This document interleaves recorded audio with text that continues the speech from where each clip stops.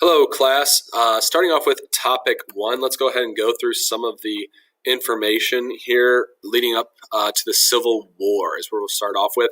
We'll talk briefly about the Civil War, and then we'll get into Reconstruction for this topic. So starting off with what were some of the slavery issues leading up to the Civil War? The Compromise of 1850, so this is only a few years before the Civil War breaks out in 1861. This was a compromise that a lot of people thought was delaying the inevitable, which was a major conflict between the North and the South over slavery. This was that California would be admitted as a free state, which was a debate whether it would be admitted as a free state or a slave state. It was a complicated issue. The population had swollen over the last few years after the gold rush, but new states acquired from Mexico in the Mexican-American War, which was fought in 1848, would vote on the issue if they would accumulate slavery or not. It also implemented a new Fugitive Slave Act, meaning that if a slave did escape to the North, they would be strictly enforced that they needed to be returned back. And then if you did not return that slave, essentially it was a major punishment on the Underground Railroad that we already talked about in this class. Next, major issue that happens is Uncle Tom's Cabin. One of the best-selling books in American history is a story about a slave, Uncle Tom, that was obedient, was a nice man, was a good person, was a good family man. And the entire story outlines the atrocities of slavery, how Tom gets beaten just to get beaten and whipped and lashed, how he gets separated from his family. And a lot of Northerners that knew slavery existed, they didn't like slavery, had never seen slavery up close. They never seen what slavery was really like in the South. There's no Fox News, there's no CNN telling everybody what's going on in the South with video images of these slaves being whipped and killed and separated from their families and the horrible things that are happening. Uncle Tom's Cabin pulled back the curtain on the slavery industry in America, and people figured out how horrible it was. So this book sells over 1 million copies and has a massive influence. I can't understate the impact that this had on the country's perception of slavery. Next, the Kansas-Nebraska Act. The Kansas-Nebraska Act was a compromise in Congress. It was tried after the Wilmot Proviso in 1846 failed, which was supposed to be another compromise in Congress. But the Kansas-Nebraska Act said, we will admit Kansas and Nebraska as new states, and we will use popular sovereignty to determine the issue of slavery in that state. So, what happens? Popular sovereignty meaning the people get to vote if they want slavery or not. Well, so Kansas and Nebraska don't have huge populations. There's a lot of available land. Who starts moving to these territories, specifically Kansas? Slave owners that are passionate about slavery being implemented in the United States and that needs to be preserved in the United States. Who else moves there? Free soilers, people that believe wholeheartedly with every fiber of their being that slavery is wrong and they're against slavery. So here we are in Kansas and Nebraska, and you've got people buying up land right next to each other. One being the most adamant anti-slavery person you can possibly think of, and one being the most pro-slavery person you can possibly think of. What's bound to happen in a scenario like that? You're going to have bloodshed, you're going to have fighting, you're going to have conflict. That leads to bleeding Kansas. And John Brown is one of these people that are causing the riots and the violence in Kansas. He is a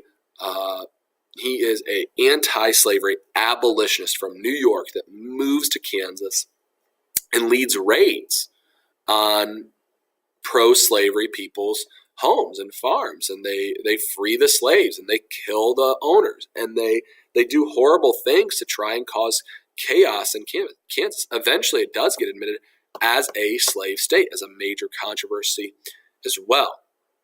Later on, John Brown also famously leads a raid on Harper's Ferry, a military arsenal in Virginia, to try and arm slaves and start a slave rebellion in the United States. Now, his efforts massively fail. He ends up dying, but his execution, it's a massive public event that this guy worked so hard to try and start a slave rebellion. It shows the turning tides for a lot of Americans that believe slavery is a moral abomination on the United States that we need to get rid of immediately. So these are all issues leading up to the Civil War. Now let's talk about the true origins of the Civil War. What were the last dominoes to fall before the war started? Got to start off with a Supreme Court case, Dred Scott versus Sandford. One of the most horrible decisions the Supreme Court has ever came to. So the story of Dred Scott is a fascinating one. Dred Scott is a slave from Missouri, and his owner, the Sandford family, specifically the husband, takes him to northern states, to Illinois and to Wisconsin. In the process of living in those northern states for years with his slave owner, he meets a wife and he has children, and they have, she's a free woman. He's a slave. Well, his owner, the white man that owns him, dies. And Dred Scott is living in a state where slavery is banned. The state law bans slavery. So he questions and he says, well, wait a second. If I'm in a free state, I have free children, I have a free wife, and my owner died, how can I be sent back to a slave state? How can a state like Wisconsin or Illinois be forced to disobey their own laws and send me back to a state where I would be enslaved and separating me from my family? So he files a lawsuit. He goes all the way to the Supreme Court. And Chief Justice Roger Taney, major racist, makes a decision. It's a 7-1 decision, extraordinarily controversial. And he says, well, you're not a person, Dred Scott. You're property. You're not a human being. You're property. And you need to be returned to your owner in Missouri. He takes it even further. And he says, we need to settle this issue of whether or not there's such a thing as a free state or a slave state. We need to settle this issue of African Americans being freed or being enslaved. And he says, under the Constitution, blacks were not citizens when it was created. Therefore, all blacks in America are not citizens and are not entitled to a courtroom, entitled to protections under the Constitution. They have no rights in this country. And Taney genuinely thought, he just solved the issue. He preserved slavery. Northern states could not disobey this ruling. It's the rule of the law. It's the rule of the land. Spoiler alert, it just fans the flames. It makes things significantly worse. Then you have the election of 1860. You have Abraham Lincoln running under the Republican ticket, and he's a massive underdog. He's not going to win. But 3 Democrats run for office, and they split votes between the 3 of them. Abraham Lincoln isn't even on the ballot in several of the southern states. He got 0 votes in several different states, and he wins the presidency. That's extraordinarily controversial for southern states because Abraham Lincoln, although he never said, I will end slavery, everyone knew he was opposed to the idea of slavery. So when he wins the election, South Carolina secedes from the nation. They dissolve their relationship with the United States, and they become their own independent country, essentially. Several other states fall in line, and they join together, and they form the Confederate States of America. Fort Sumter is an American fort in Charleston, South Carolina. It's on an island, and Union forces had been essentially surrounded, not allowed to leave this fort in the Confederacy. And Abraham Lincoln sends boats full of supplies, food, blankets, etc., down to Fort Sumter to provide them for the soldiers there.